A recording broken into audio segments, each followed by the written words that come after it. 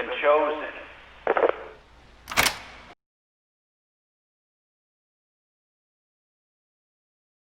Hello, Truth Seekers. This is your midweek Q Week update. And perfectly in line with celebrating the good mood of Q, what the Q movement has done for humanity, we already see a nice response from Twitter safety. They state 5 hours ago, "We've been clear that we will take strong enforcement action on behavior that has the potential to lead to offline harm. In line with this approach, this week we're taking further action against the so-called Q activity across the service." We at Twitter Safety care about your safety so much, we will permanently suspend accounts tweeting about these topics that we know are engaged in violations of our multi-account policy, coordinating abuse around individual victims, or are attempting to evade a previous suspension, something we've seen more of in recent weeks. In addition, we will no longer serve content in accounts associated with Q and trends and recommendations. We'll work to ensure we're not highlighting this activity in search and conversations. We'll block URLs associated with Q from being shared on Twitter. These actions will be rolled out comprehensively this week. We will continue to review this activity across our service and update our rules and enforcement approach if necessary. And yes, appropriately, the entire community is tripping regarding this.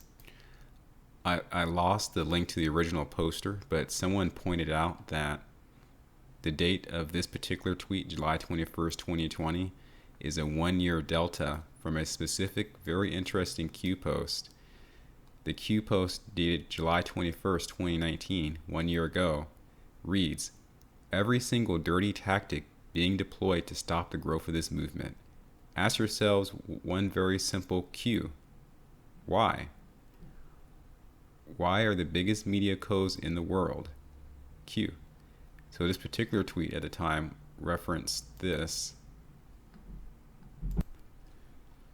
It was a story about an individual who went after a mob boss and apparently made some statement in reference to his allegiance to the Q movement.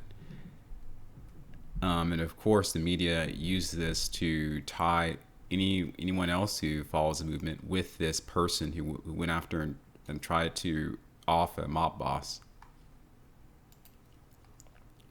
A word that's probably operative in this case is the word patsy. So I'm quite fascinated in this particular coincidence where Q would state 1 year ago today that every single tactic is going to be deployed to stop the growth of the movement.